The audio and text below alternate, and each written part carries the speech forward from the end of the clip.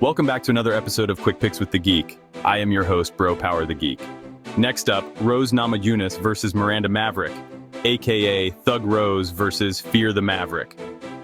You've got the serene, smooth-moving former champ who meditates before she punches, and then you've got the workhorse grinder who probably deadlifts refrigerators for cardio. One glides, the other bulldozes, one flows like poetry, the other sounds like a power drill. Let's break it down. All right, first we got Rose Thug Namajunas coming in as a minus 275 favorite with a record of 13-7. Rose is basically the human version of a calm storm. Soft-spoken, peaceful vibes, and then bam! You're waking up wondering what day it is and why your jaw hurts.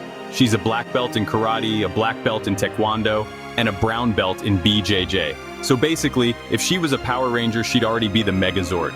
Rose has sharp striking, great footwork, and that patented float like a butterfly, counter like a sniper style. She manages distance like she's guarding a secret recipe. Step in, and you're catching a side kick to the ribs and a right hook to the memory bank. When she's on, she looks unbeatable. Bouncing, flowing, countering everything like she downloaded your entire move list backstage. But the problem is, sometimes she hits the wait and see button too hard. Like sometimes you want to shake the TV and yell presses to fight. That patience can either look like pure IQ or like she's stuck buffering. She's got 5 subs, 2 KOs, and a history of showing up big in big moments. She's beaten Wei Li Jiang, Joanna Jedrzejczyk, and she's even tapped Michelle Waterson mid-scramble. But she's also had fights where she looked like she was calculating taxes instead of throwing punches. Still, when she decides she wants to win, it's scary. Now facing her is Miranda Fear the Maverick, a plus 210 underdog with a record of 15-5, and the fighting style of a gym teacher who just got told the dodgeballs are too aggressive. Miranda is a BJJ black belt and a strong wrestler who fights like she's late to pick up her kids but will make time to ground and pound you real quick. She's riding a 4-fight win streak, and she has won 6 of her last 7. She uses her elbows in ground and pound like she's trying to turn you into pizza dough. Her striking has improved a ton, no longer just close the distance and hope. Now it's feints, combos, and legit power. She's got 7 subs and she's quietly stacked some solid wins. She doesn't have the resume Rose does, but she's showing the type of gritty consistency that says future contender. She's like the opposite of Rose, never waiting, always pressing, and possibly doing burpees between rounds. So, who wins? On paper, this is the classic Matador versus Bull situation. Rose has the movement, the range, the slick counters. She can keep Miranda at bay with kicks and footwork, frustrate her into swinging at shadows, and then ping her with straight shots. If Rose is in the zone, she could style her way to a clean decision or catch something nasty mid-scramble. But Miranda has that, I don't care if I have to take 3 punches and crawl through barbed wire, I'm getting to your legs, energy. She's great at winning rounds with top control, cage pressure, and slicing elbows once she gets on top. And if Rose hesitates like she sometimes does, Miranda's gonna be up in her face like an MLM recruiter. Official pick, Miranda Maverick via decision. I'm going with the underdog here. Again, Miranda's pace, strength, and physicality could be just what's needed to shut down Rose's flow. If she can keep Rose backing up, make it ugly, and avoid eating a clean counter early, I think she grinds out a decision and walks out with the best resume bullet of her career. Defeated a former champion. Rose might be the thug, but Miranda's looking like the debt collector, and she's coming for that legacy. If you enjoyed this, go ahead and smash that like button. If you haven't subscribed yet, what are you waiting for? Hit that subscribe button and turn on notifications so you don't miss a beat when the next video drops. And don't be shy. Leave a comment below and let me know who you got winning this fight. Let's see who really has the crystal ball around here. Until next time. Welcome back to another episode of Quick Picks with the Geek. I am your host, Bro Power the Geek. Next up, Edmund Shabazian versus Andre Petrosky, aka the Golden Boy versus the guy built like he bench pressed a Buick. These two are both trying to climb the ranking, but I'm not sure a win here does that for either. Let's talk about it. All right, let's talk about Edmund the Golden Boy Shabazian, coming in as a minus 205 favorite with a record of 14-5. Edmund fights like he's got a dinner reservation in 90 seconds, blazing fast out the gate, hands flying, kicks whipping, and the confidence of a guy who knows you can't get tired if you finish them early. He's a black belt in karate, and his style screams highlight reel or hospital. When he's fresh, Edmund's got sniper-level accuracy. It's like watching a Mortal Kombat character on turbo mode. His head kicks come out of nowhere, his punches are sharp and straight, and he manages distance like a seasoned vet. He also has underrated grappling. He can hit a takedown if you're not expecting it, and he's not a fish out of water on the mat. But then the second round hits, and it's like someone unplugged his controller. The cardio drop-off is legendary. Edmund slows down like a dial-up connection. If you can survive 5 minutes, the rest of the fight becomes a slow, sad unraveling of the golden part of his name. All 5 of his losses came outside of round 1. He's the MMA version of a microwave dinner. Hot fast, but not great if you wait too long. And across the cage, we got Andre Petroski, the plus 165 underdog with a record of 13-3, and the fighting style of a guy who once suplexed a vending machine for stealing his dollar. Petroski is a strong wrestler, like drags you to the floor and turns you into a blanket burrito. Strong. His takedown accuracy is 54%, and when he gets you down, he sticks to you like Velcro on a kid's shoe. He's got 4 knockouts and 4 submissions, so he's not just trying to score points. He's looking to beat you up like you owe him lunch money. His ground and pound is nasty. If that doesn't work, he'll go for a sub. If that doesn't work, he'll just lay there until your soul gives up. His striking is still coming along, but he's got enough pop to keep opponents honest. That being said, chin check. All 3 of his losses are by knockout, so there's always that chance that one clean shot turns him into a statue. His face says tough guy, but his chin is like a do not disturb sign. Once it gets touched, the fight might be over. He does stay busy outside the octagon with grappling matches, and that's always a plus. It shows he's committed to his mat game and not just in it for the cauliflower ears. So, who wins? If this fight was a 1-round sprint, Edmund would win before Bruce Buffer finished reading Petroski's name. He's faster, sharper, and probably the better striker by a mile. If he finds that chin early, and we know it's out there, he could very well put Petroski to sleep before the stool gets pulled out of the cage. But, and it's a big cardio-shaped but, if Petroski survives that early storm, it becomes a war of attrition. The more Edmund slows down, the more the wrestling takes over. And once Andre gets on top, he turns into a weighted blanket that throws elbows. Official pick, Andre Petroski via TKO round 3. Yep, I'm going with the underdog because while Edmund has the early danger, Andre's got the gas tank, the wrestling, and the will to suffer through 5 minutes of hell before making Shabazian wish he had scheduled a nap instead. Expect Petroski to drag this thing into deep waters and drown the Golden Boy somewhere near the 3rd round, probably while yelling something like, "Where is Bo Nickel?" Let's hope Edmund packs a snorkel. If you enjoyed this, go ahead and smash that like button. If you haven't subscribed yet, what are you waiting for? Hit that subscribe button and turn on notifications so you don't miss a beat when the next video drops. And don't be shy. Leave a comment below and let me know who you got winning this fight. Let's see who really has the crystal ball around here. Until next time. Welcome back to another episode of Quick Picks with the Geek. I am your host, Bro Power the Geek. All right, folks, grab your coffee, throw on some Muay Thai shorts you bought on sale, and settle in, because it's time to kick off another fight card with a scrappy strawweight showdown between 2 women who've never met a clinch exchange they didn't want to overstay. We got Jamie Lynn Horth versus Vanessa Lil Monster Demopoulos, and I hope you're ready for 15 minutes of flying limbs, cage-leaning hugs, and wildly committed overhand rights. First up, Jamie Lynn Horth, who comes in a minus 190 favorite with a record of 7-2, and the energy of a kickboxing instructor who also teaches yoga on the side. Jamie's a technical striker with some real firepower, 3 knockouts, 2 subs, and the kind of frame that looks like it was designed for Muay Thai. Her elbows in the clinch, sharp. Her kicks at range, slick. Her overall patience, borderline frustrating. She'll stand there, look at you, decide if you're worth punching, and then maybe do it. She's like the anti-brawler. Calculated, composed, and occasionally forgets she's allowed to throw more than 1 combo per round. She's durable, never been finished, and just went 3 rounds with Miranda Maverick, aka the farm-strong jiu-jitsu buzzsaw. So taking that L comes with 0 shame and probably some PTSD from being backpacked for 12 minutes. The downside with Jamie is that she sometimes treats a fist fight like a chess match, which is cool. Unless your opponent is flipping the board and trying to triangle choke your rook. Now stepping in, Vanessa Lil Monster Demopoulos, who comes in a plus 165 underdog with an 11-7 record, and the only fighter on the roster who might ask to do a post-fight interview while doing the splits on Joe Rogan's shoulders. Vanessa is a grappler with the kind of tenacity you only get from years of jiu-jitsu and, no joke, being a former exotic dancer. This woman will jump guard like she's trying to climb a moving train. She has 4 submissions, can turn a bad position into a sudden tap-out, and generally makes chaos her business. But let's be honest, her wrestling in the UFC has been aspirational. She wants takedowns, she dreams of takedowns, but the cage usually has other plans.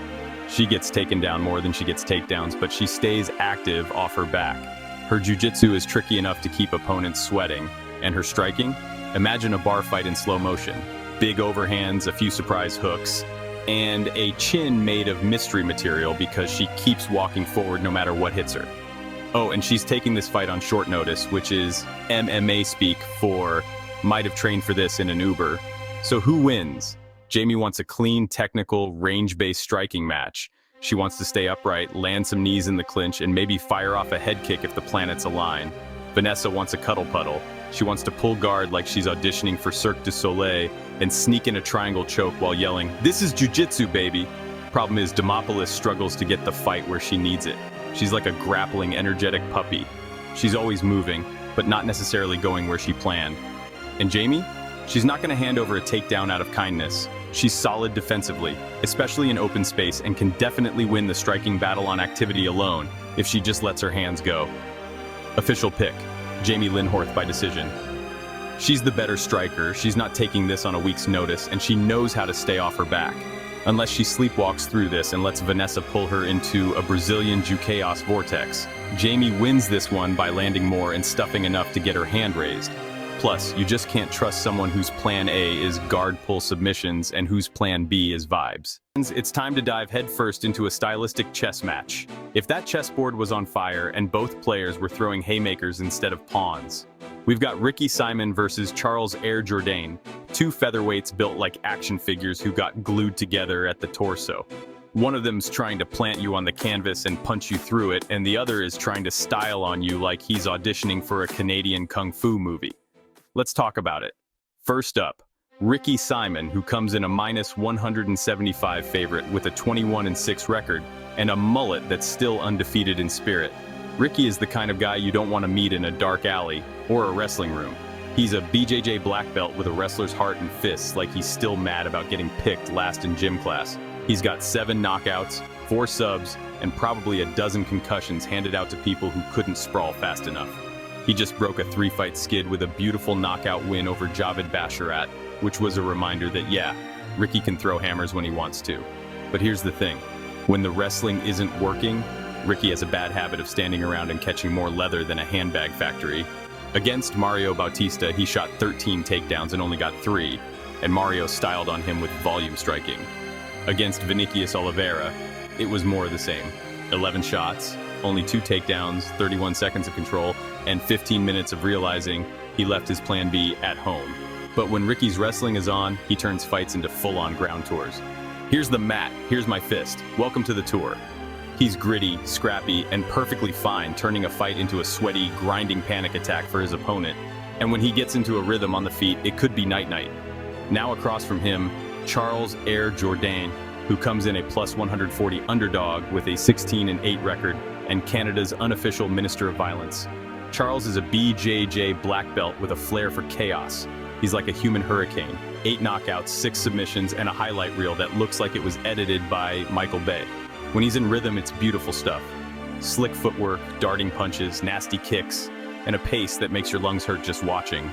The man fights like he's trying to impress a crowd of French-Canadian ghosts who can only be summoned by flying knees and spinning back fists. He's got a good chin, he's tough to finish, and he loves a brawl. But he's also one of the streakiest dudes on the roster. He's 7-7 in the UFC, which means he's the coin flip of the featherweight division. You never know if you're getting Charles Air Jordan Jourdain or Charles Airball on a layup Jourdain. The biggest issue is consistency. When he can keep it standing, he's dangerous. But when he gets dragged to the mat by someone who knows what they're doing, he ends up defending more than attacking. And if you let Ricky Simon start chaining takedowns on you, your night turns into 15 minutes of stress positions and regret. So who wins? If this is a striking battle, Charles has the edge. He's faster, sharper, and more creative on the feet. He's also less likely to spend time playing patty cake in the clinch and more likely to launch a flying knee just because he's bored. But if Ricky can get his wrestling going, he'll make this a smotherfest. Ground and pound, cage control, rinse, repeat. The problem is he hasn't been finishing takedowns at a high clip lately, and when that plan A fails, Ricky kind of just hangs out and hopes his mullet absorbs damage. That said, Ricky still has the power to hurt Jourdain on the feet, and if he mixes it up early, keeps Charles guessing, he can bank rounds even without dominating control time. Official pick, Ricky Simon, by decision. I think he lands enough takedowns to edge out the rounds, maybe even clips Charles in an exchange or two. It won't be pretty, it won't be clean, but Ricky's the more dangerous guy on both fronts, and in a coin flip fight, you pick the guy with the wrestling and the overhand right that looks like he's trying to punch through drywall. Also, that mullet, still elite. All right, folks, fire up the monster energy and tighten that tap-out shirt because it's time for another matchup that screams, this one's gonna get ugly in the best way. We've got a gritty vet with cauliflower ear and a chip on his shoulder versus a hot prospect with fire in his hands and a nickname that sounds like a rejected Pokemon evolution, Cody Custom-Made Durden versus Jose Calcifer Ochoa. Let's break it down. First up, Cody Custom-Made Durden comes into this fight a plus 145 dog with a 17-7 record and more grit than your uncle's old fishing boat. Cody Durden is built like a guy who calls you bud while he's trying to double leg you into another dimension. He's a wrestler through and through, but the man can scrap. He's got 6 knockouts, 6 submissions. Durden's whole thing is pressure, pace, and pain. He's not the most technical striker, but he's got a decent jab, and he's not afraid to throw volume, even if half of it looks like he's trying to swat a wasp off your shoulder. He's not out here winning beauty contests unless they start judging octagon control and sheer stubbornness. On the mat, he's tricky. He can scramble like a blender with the lid off, and he's hard to hold down. That said, he's been submitted 4 times, which means if you're a sharp grappler and you catch him slipping, you might just end the party early, but it's never easy. Even if you submit Cody, you're gonna wake up sore the next day and mad that your ears look like croissants. Now let's talk about Jose Calcifer Ochoa, who comes in a minus 175 favorite with a 7-1 record and a finishing rate that makes matchmakers sweat. Ochoa is an exciting prospect. 6 knockouts, 1 submission, and every single win coming inside the distance. If Cody's the grinder, Ochoa's the human highlight reel. His kicks are nasty, he mixes his targets well, and he throws everything with serious intent, like every strike owes him money. He is also nasty in the clinch. He throws elbows and knees with fight-ending intentions. His lone loss came to Loner Kavanaugh. Yes, that's his real name, and not a character from a Mortal Kombat DLC. And honestly, that fight might have boosted Ochoa's stock. He lost, sure, but he fought his heart out, gained fans, and showed he can bite down on the mouthpiece and go to war. He's aggressive, powerful, and can chop down a tree with those leg kicks. His takedown defense is decent. Not elite, but not, uh-oh, I'm on my back again bad. And he's got a solid chin. But the one thing we did see against Kavanaugh, he slowed down a bit in round 3. Granted, they were swinging like their mortgages were on the line, but still, that gas tank has a check engine light. So, who wins? This is classic matchmaking. Grizzled grinder versus flashy finisher. Cody Durden wants to make this ugly. He wants to shoot a double, push you into the cage, and whisper sweet nothings into your ear while elbowing your ribs. He wants to drain your gas tank and make you regret ever signing a bout agreement. Ochoa? He wants to keep it standing and send Cody to the Shadow Realm. If he can stuff a few takedowns early and find his rhythm, it might be a short night. His power is legit, and his creativity on the feet makes it hard to predict what's coming next. Spinning stuff, head kicks. Oops, that was a liver shot, sorry not sorry. The big question is, can Ochoa stay off his back long enough to let the striking shine? If he can't, Cody's gonna turn this into a blanket and bully affair. But if Ochoa keeps this standing or creates separation after a sprawl, it's going to get violent. Official pick, Jose Calcifer Ochoa by KO. Look, I like Cody Durden. He's tough as a $2 steak and he never stops coming forward.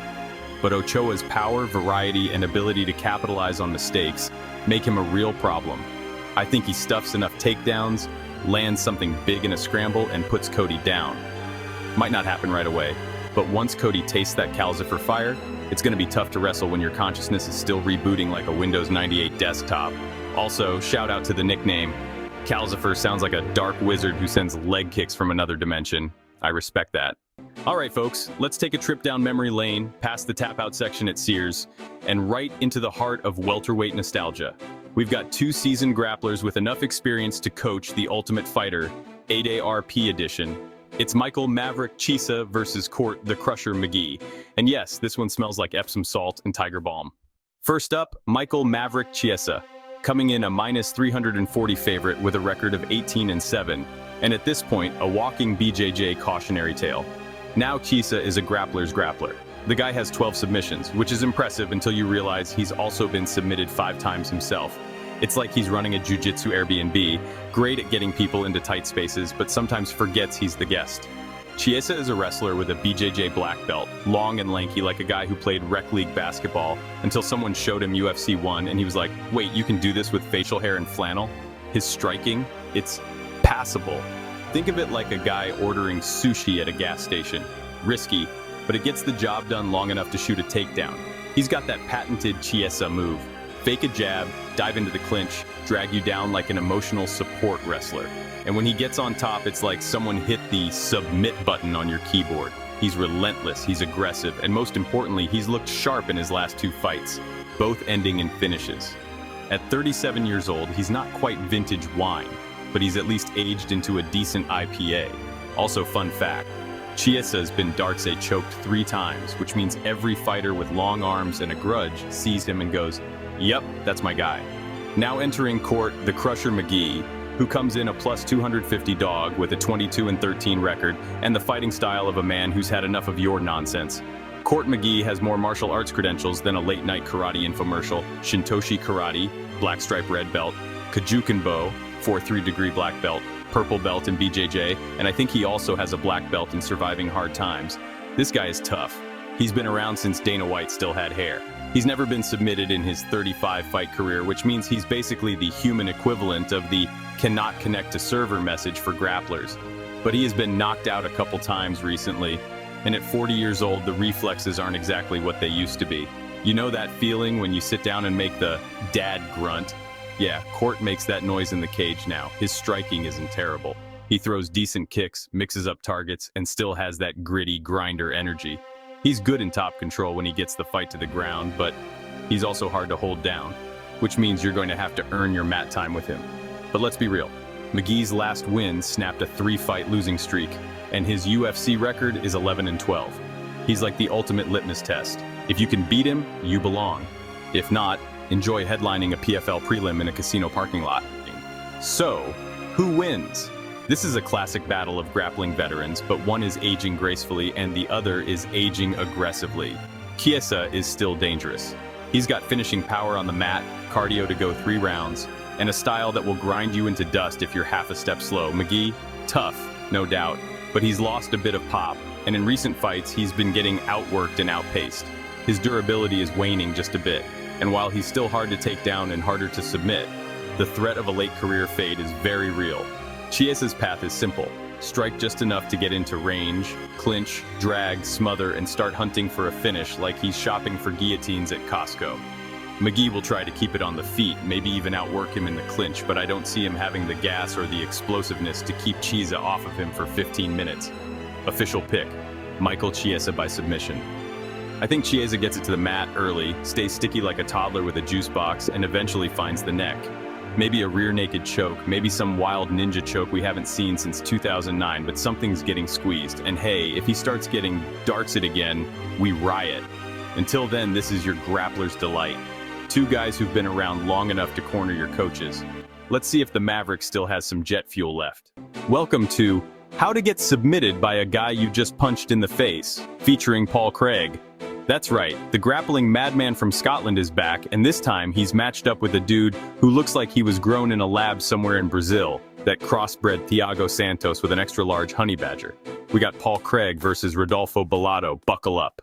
Paul Bearjew Craig coming in as a plus 375 dog with a record of 17-9, and listen, you already know what this is. Paul Craig isn't going to come out here and surprise us with slick footwork and a piston jab. No. Paul Craig has the stand-up of a created fighter you forgot to level up. His striking is so rough it makes heavy bag work look competitive. Bo Nickel outstruck him. Bo Nickel, a man who just started striking 5 minutes ago, but none of that matters to Paul Craig because Paul Craig does not care. This man's entire game plan is step 1, get punched, step 2, pull guard, step 3, triangle the soul out of you. And somehow, it has worked. He submitted Jamahal Hill. He made Magomed Ankalaev tap with literal seconds left on the clock. Paul Craig fights like your drunk uncle doing jiu-jitsu at a family barbecue. No plan, just vibes and triangles. He's got 13 submissions and all the chill of a honey badger on espresso. But here comes the downside. He's been knocked out 5 times. His defense is a suggestion, his chin is a mayfly on borrowed time, and if he doesn't pull off the Hail Mary, it gets dark fast. He's also lost 3 in a row, and no shame in losing to top guys, but you gotta wonder if the magic is fading or if he just keeps trying to play Uno in a room full of poker players. Rodolfo Trader Bellato coming in as a -500 favorite with a record of 12-2. Now this dude, built like a truck with C4 for fists, 7 knockouts, 4 subs. He's like your neighborhood bouncer, except he knows arm bars and has decent cardio. Rodolfo brings violence. He doesn't strike with surgical technique. This ain't Adesanya. But he makes up for it with brute force and just enough chaos to keep you guessing. His UFC takedown defense has looked solid so far, and he's riding a 4-fight win streak. He fights like he's trying to erase all his opponents with elbows, fists, and knees. Yeah, he's been knocked out twice, but one was against Vitor Petrino, who hits like a wrecking ball dipped in nitroglycerin, and Rodolfo still stood up asking what day it was, so the chin seems serviceable. Best of all, he's not going to dive into Craig's guard like some kind of mid-fight dare. He knows what Paul wants, and I don't see him being dumb enough to let it happen. If it goes to the ground, it's going to be his terms. Top position, ground and pound, and violence. So who wins? Let's not overthink this. If Paul Craig gets this to the ground and lures Rodolfo into the Death Triangle Chamber of Doom, then yeah, chaos could reign. But that's a very narrow path. Rodolfo is stronger, faster, more powerful, and isn't going to do the one thing that keeps Craig relevant. Follow him to the ground like he dropped a $20 bill. This is the fight equivalent of trying to rob a bear while you're holding a salmon. Don't go to the mat with Paul Craig if you don't have to. Official pick, Rodolfo Bellato by KO. I think Rodolfo drops Paul like a bad stock and follows up with just enough ground and pound to make the ref earn his paycheck. I wouldn't even be shocked if Bellato submits Craig. I really wouldn't. Craig's chin is shot, his entries are predictable, and Bellato's just not the kind of guy who's gonna fall into the trap. Bear Jew's got one path, and I think Bellato's got the flashlight, the map, and the exit. All right, y'all, it's time to dive into a fight so evenly matched. It's like watching 2 guys try to open a childproof pill bottle with boxing gloves on. Phil, the Fresh Prince Rowe, versus Ange, the Last Ninja Lusa. And yes, somehow both guys have managed to go 500 in the UFC while simultaneously fighting like their Xbox controller keeps disconnecting mid-fight. Let's dig in. First up, Ange, the Last Ninja Lusa, sitting at -105 with a record of 10-4. Now when someone calls themselves the Last Ninja, you expect some real assassin vibes. Smoke bombs, silent takedowns, maybe a katana. Instead, we got a guy who swings big, kicks hard, and quits even harder. Listen, Ange is built like a vending machine, compact, strong, and capable of dispensing damage if you push the right buttons. He's got 5 knockouts, solid technique, and he doesn't mind mixing in the wrestling if the striking isn't going his way. He's shown decent takedown defense, and he throws heavy low kicks like he's trying to sweep the leg in a 90s karate movie. But we gotta talk about it. The Brian Battle Eye poke incident. Ange took a knuckle to the retina and pulled the emergency brake on the whole fight. He said no Maz, but then tried to start an after-school brawl in the parking lot post-fight, which makes 0 sense. Like, bro, if you were that fired up, we could have handled this during the 15 minutes you were scheduled to actually fight.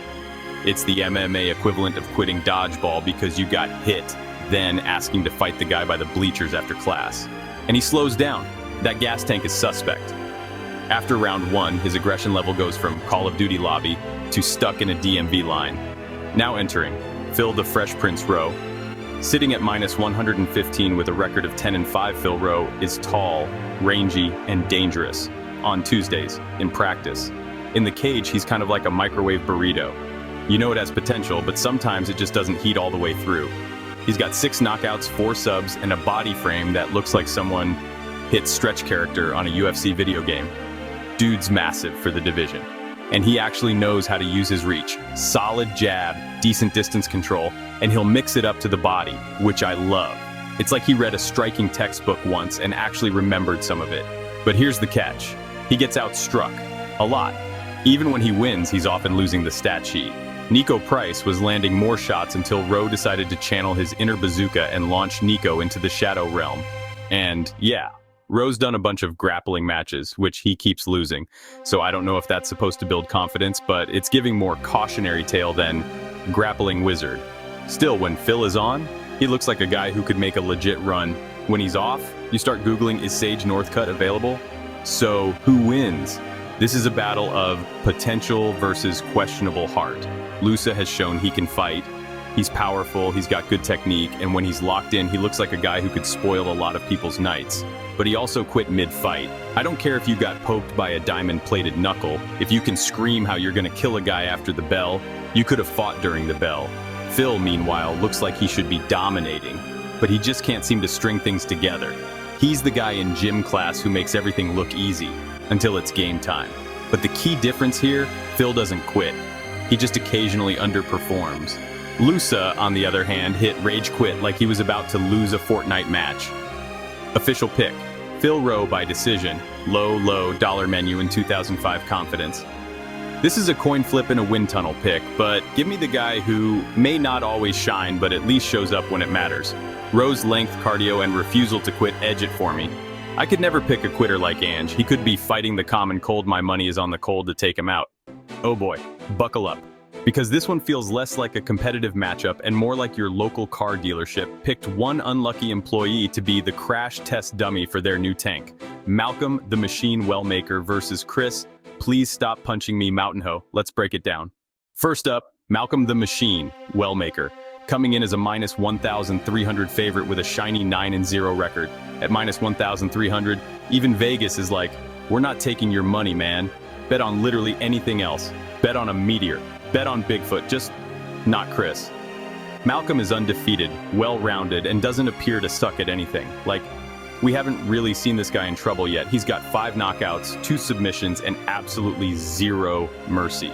He's accurate, he hits hard, and he manages distance like he's playing chess on roller skates. He's shown good cardio, solid defense, and his chin hasn't been cracked. Mostly because he's too busy cracking other people's faces before they get the chance. But here's the problem, he's been beating people so cleanly it's hard to say what happens if someone actually hits him back. Like, what if he gets poked in the eye, or someone calls him Maverick instead of Machine? Does he short circuit? No idea. What we do know is that he's on that fast-track UFC hype train, and Chris Moutinho is the guy duct taped to the front of it. Next up, Chris Mountainho strolling in at plus 775 with a record of 14-6. Okay, listen, I have nothing but respect for any man who's been hit 230 times and keeps coming forward like a possessed zombie. And Chris Moutinho? That's his whole thing. He got his UFC call on short notice, walked into the octagon with Sean O'Malley and said, let's test how much CTE one man can accumulate in 15 minutes. And listen, he lost. Badly. But he won fans because he kept going, kept trying, and looked like the kind of guy who might try to fistfight a thunderstorm out of sheer spite.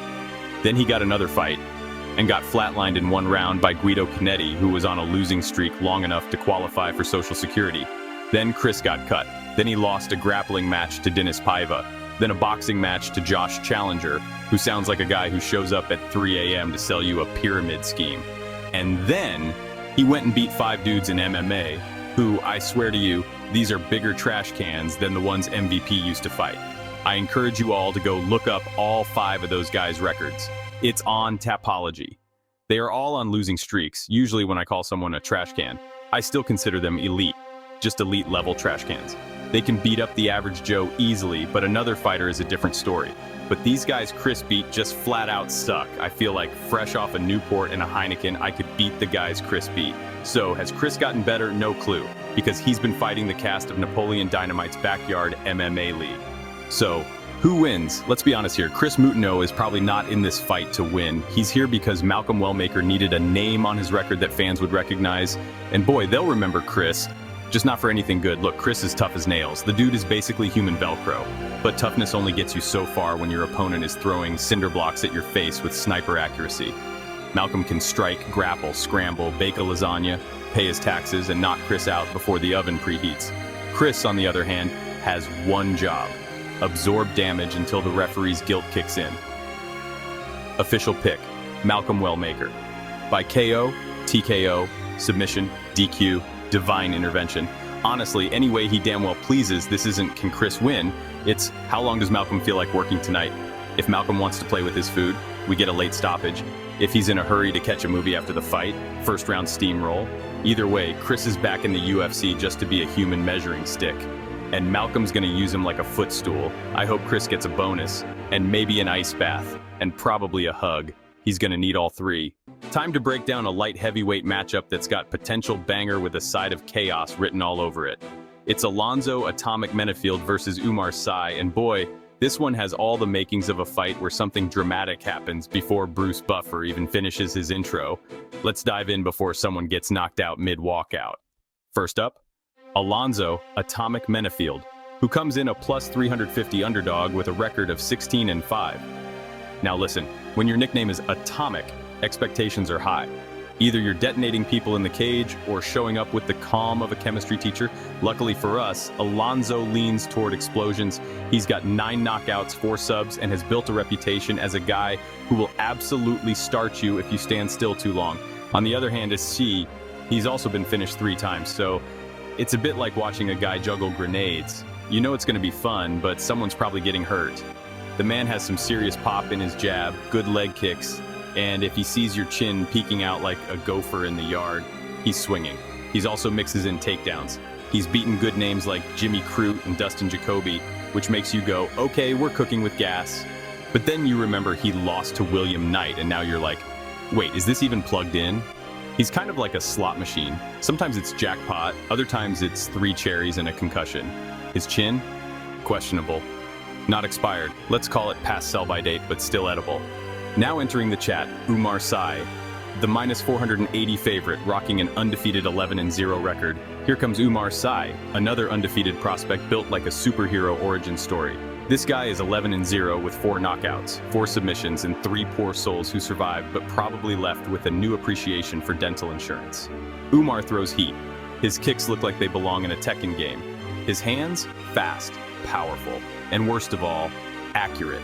His takedowns are like a freight train showing up in your living room. Sudden, unstoppable, and loud. And once he gets on top, he's not hanging out. He's trying to end you, crush your soul, and maybe take your crypto passwords while he's at it. We haven't seen a ton of adversity for Sy yet, which is usually the one knock on these types of undefeated guys. Like, what happens when he gets cracked? Does he grit through it or turn into a panic wrestler with the posture of a collapsing lawn chair? We don't know yet. What we do know is that most people don't even get the chance to ask that question because they're already napping. And to his credit, the guy doesn't gas out like your buddy who says he used to box but is wheezing halfway through a warm-up jog. In the few fights that have gone the distance, he looked fresh, still dangerous, and still mean. So, who wins? Let's be honest. This feels like the UFC's version of a stress test for Umar Sy. They're basically asking, hey, how do you do against a dude with serious power and a history of throwing hands like he's late for his shift at the hospital's CT scan department? Menafield is dangerous early. That first round, must-watch TV. If he lands big early, we've got ourselves a violent upset. But if he swings, misses, gets taken down, or ends up on his back, that's when Umar starts cooking up a prospect showcase highlight reel. Sy's got more tools, more composure, and that scary, undefeated confidence that you can't teach. It's either real or it gets knocked out of you violently. Official pick, Umar Sy by TKO or submission in round 2. Menafield has the power to make this interesting, but I think Sy is too composed, too dangerous everywhere, and too good at adjusting. This feels like the UFC giving us a look at their next rising light heavyweight killer. It's the old story. The established vet with dynamite in his gloves versus the undefeated future title contender with a suitcase full of nightmares. And in this case, the suitcase wins. All right, buckle your seatbelt and tighten your chin strap. Because up next, we've got a matchup that feels a little less like a who's gonna win, and a little more like, how fast is Cody Brundage gonna roll over and play dead this time? It's Cody Brundage versus Mansour Abdulmalik, and folks, if this were a video game, Cody would be the practice dummy, and Mansour would be out here unlocking combos. First up, Cody Brundage, who comes in a plus 310 dog with a record of 11-6. Cody Brundage is that guy at the jiu-jitsu gym who yells, "Let me try something," and then jumps guard into a guillotine with 10% success rate and 90% regret. He's a 2-time NCAA qualifier, purple belt in BJJ, and should be a solid wrestler. But sometimes it's like he gets in there and freezes up. My best example of that was him jumping the ghillie on Dumas. And when it didn't work, oh boy, it was Netflix and chill for his opponent. Because Cody just laid there like a weighted blanket getting controlled for 11 minutes by Cedriques Dumas, a guy who usually grapples like he's in a VR headset. Cody does have decent power. He's got 6 knockouts, 3 subs, and in theory, In theory, he could wrestle his way to a win, but it's like he forgets he has that tool in his kit, like a guy who brings a ladder to a job site and uses his shoes instead. And let's not forget, out of 10 UFC fights, in my humble opinion, he's only looked good in 3. That's a .300 batting average. He lost 5, and 2 of his 5 wins are suspect. Malkoun lost because of an illegal move, not because Cody beat him in his first fight. He got lucky jumping the gilly. Also, when the going gets tough, Cody gets horizontal. When he gets pressured or hurt, he kind of folds. It's like watching a lawn chair at a family BBQ. It was upright, now it's just legs and disappointment. Now on the other side, Mansur Abdulmalik, strutting in a -420 favorite with a record of 8-0. Now this dude, this is what you get when you cross a bear with a sledgehammer. Mansur doesn't walk forward, he stomps forward.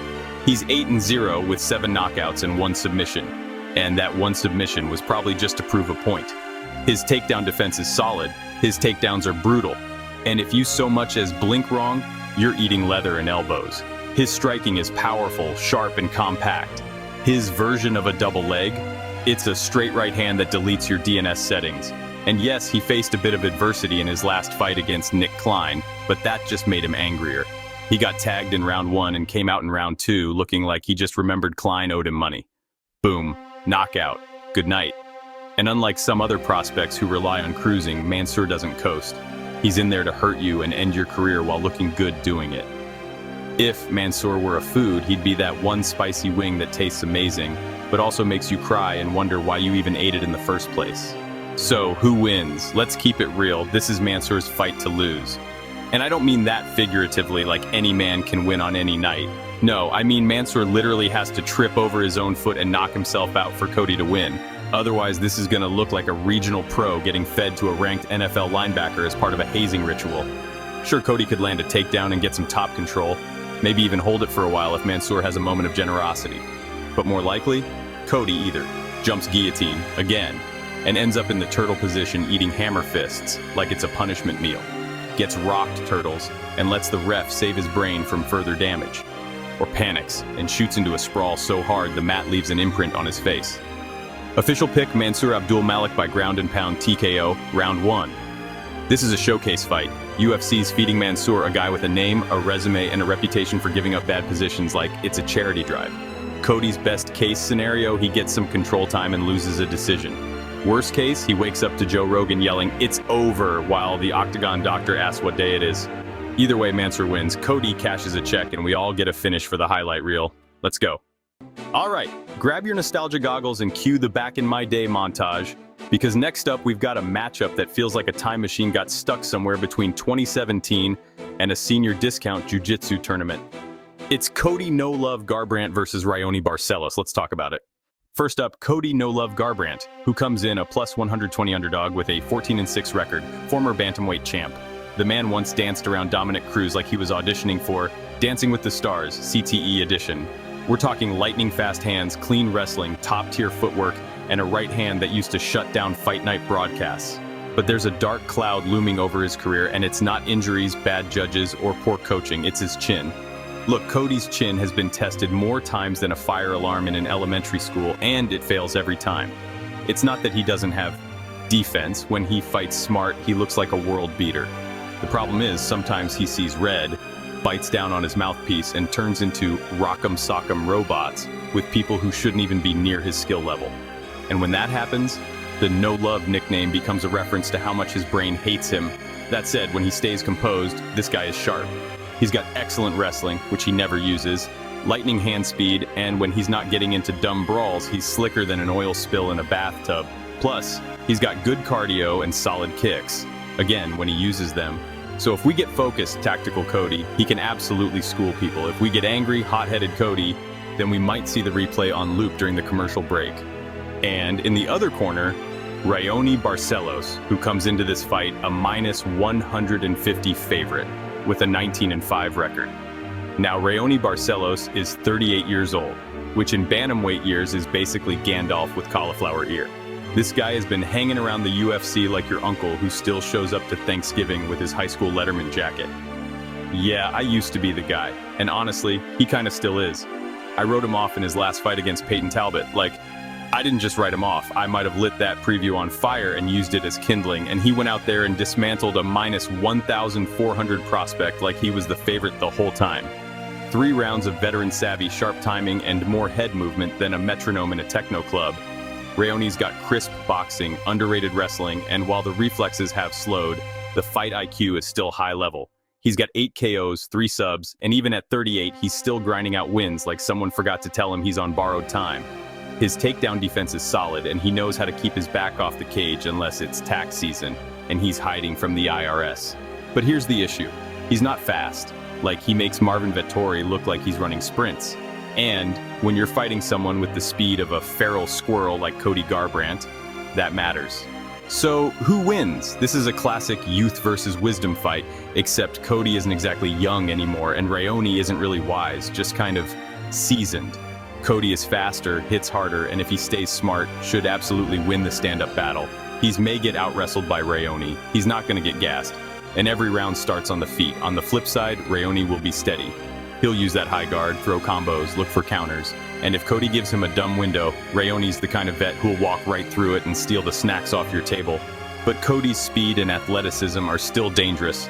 Raoni's going to be playing catch-up all night unless Cody does what Cody sometimes does. Go nuclear, abandon his technique, and get flash KO'd like a TikTok challenge gone wrong. Official pick.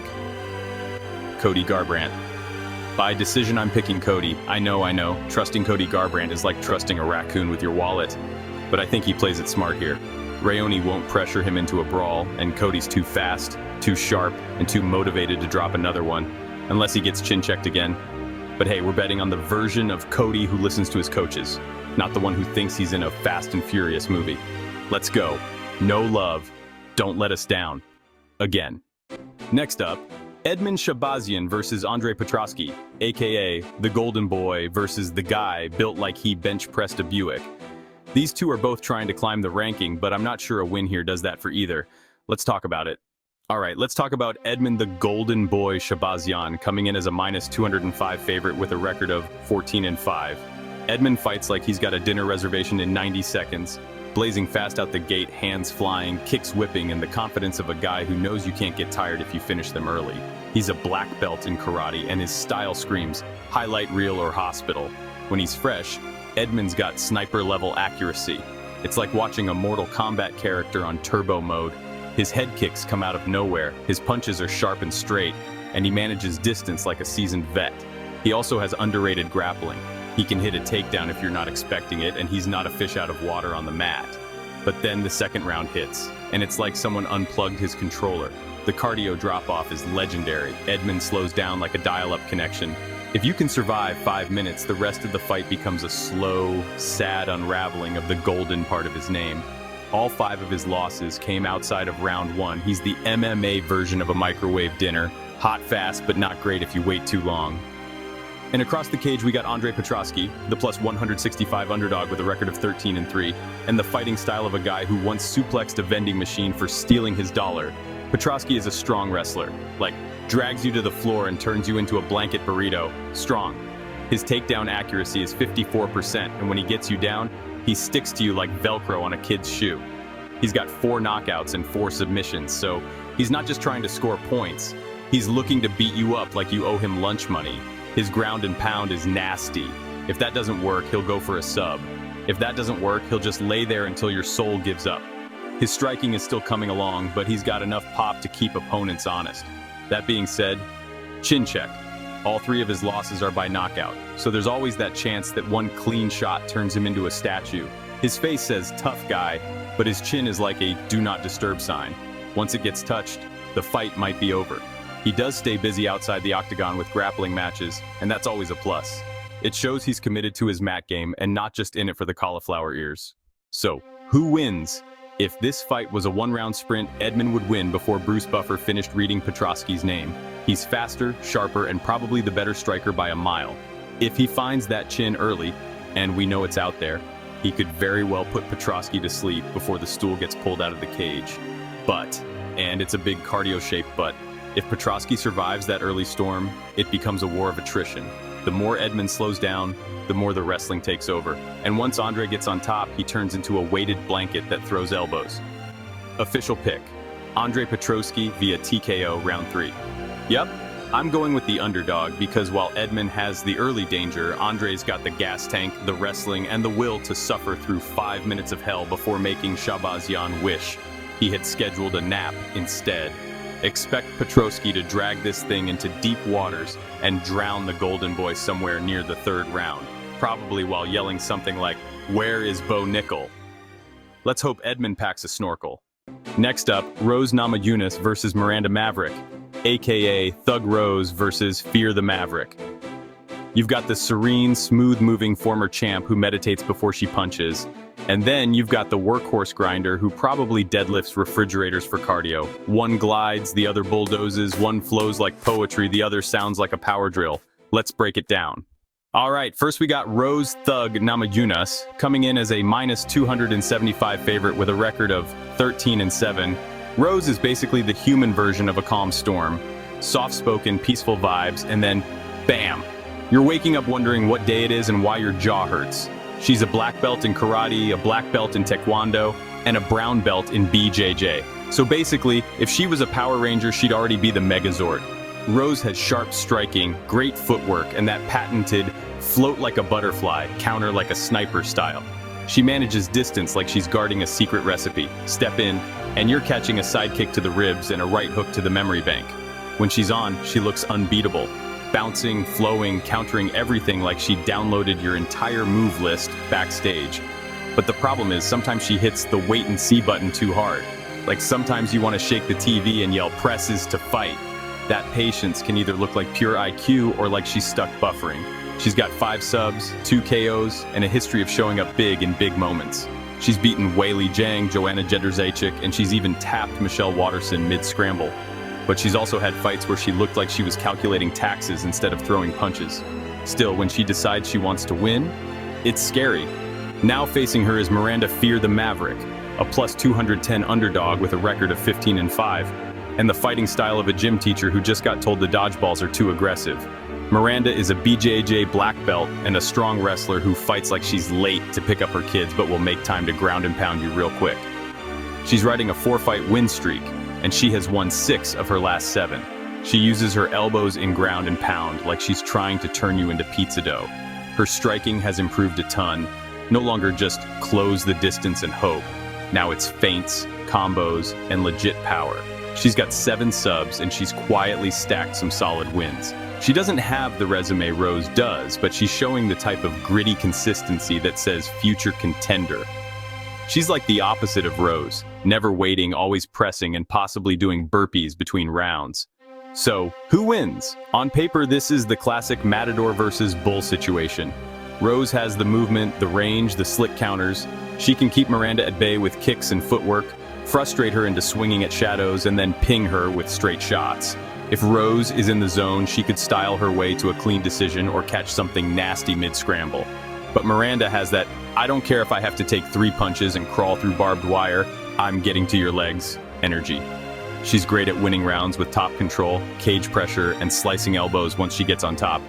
And if Rose hesitates like she sometimes does, Miranda's gonna be up in her face like an MLM recruiter.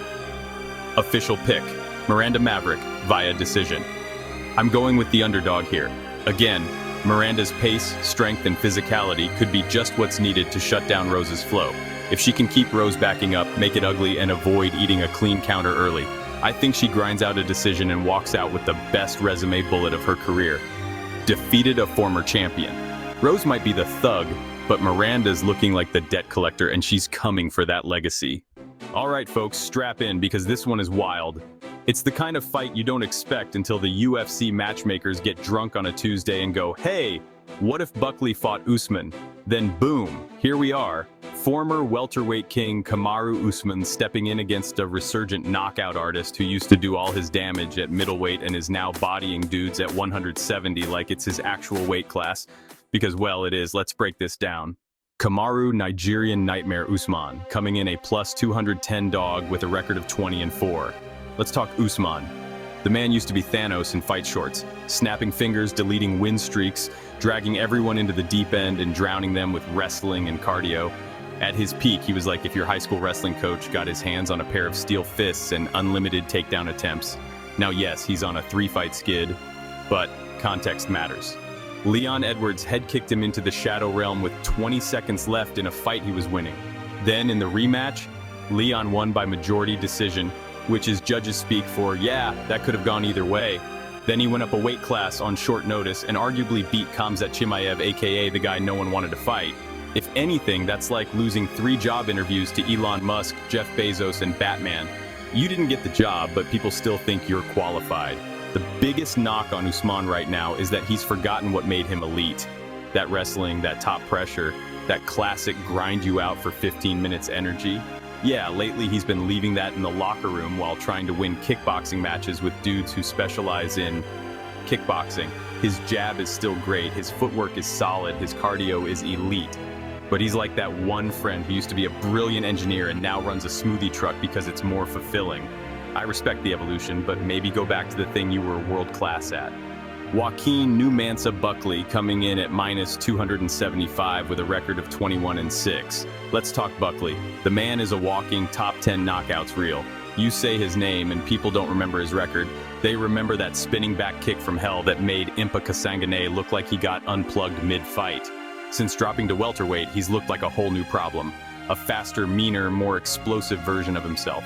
Like if you shrunk a heavyweight and gave him a gas tank. Buckley hits hard. Like, why is the screen shaking hard? He throws punches like he's trying to punch through you. And kicks? Good lord, he throws kicks like he's got a vendetta against your ribcage. Add in the fact that he's shown surprisingly decent takedown defense and sneaky wrestling chops, and you get a complete dangerous package. His weakness? Well, it used to be his chin. Dude has been KO'd 4 times. But let's be honest, all those were at 185 against big boys. At 170, his durabilities looked a lot better. He's staying composed, not rushing into bombs, and when he does connect, it's usually lights out. He's on a 6-fight win streak and somehow looks like he's getting better with every fight. He's like a human highlight reel who learned how to play the full 15-minute game. That's terrifying. So, who wins? Well, you've got a guy in Usman who should have the grappling edge, the cardio edge, and the experience edge. If he comes in with the 2019 game plan, wall install, rinse and repeat, he can make this a long, frustrating night for Buckley. Stick him to the fence, double leg him into orbit, grind it out, take a boring W, and walk away happy. If Usman uses his wrestling, he could win this fight without throwing a punch above the waist. But if he stands with Buckley, if he tries to jab and circle for 25 minutes, one mistake, one misstep, 1 second of lowered hands, and he might find out what Joaquin's been feeding that left hand. Spoiler, it's creatine, anger, and caffeine. As for Buckley, he just needs to keep the fight standing, that's it. Stop the shot, make Usman uncomfortable on the feet, and eventually the knockout will present itself. He doesn't even have to win every minute. He just has to land one big moment. And with his power, that moment feels inevitable. Official pick, Joaquin Buckley via KO TKO. Look, I love Usman. He's one of the greatest welterweights of all time. But the game is cruel, and Father Time is undefeated. Usman hasn't looked like a killer in a while, and Buckley looks like he just unlocked his final form. Unless Usman comes out with a singlet and ankle picks like it's 2018, I think Buckley keeps this standing and finds the finish. And hey, if Usman proves me wrong and goes full NCAA champ again, I'll happily eat my words. Right after Buckley eats about 6 minutes of top control and a unanimous decision loss. If you enjoyed this, go ahead and smash that like button. If you haven't subscribed yet, what are you waiting for? Hit that subscribe button and turn on notifications so you don't miss a beat when the next video drops. And don't be shy.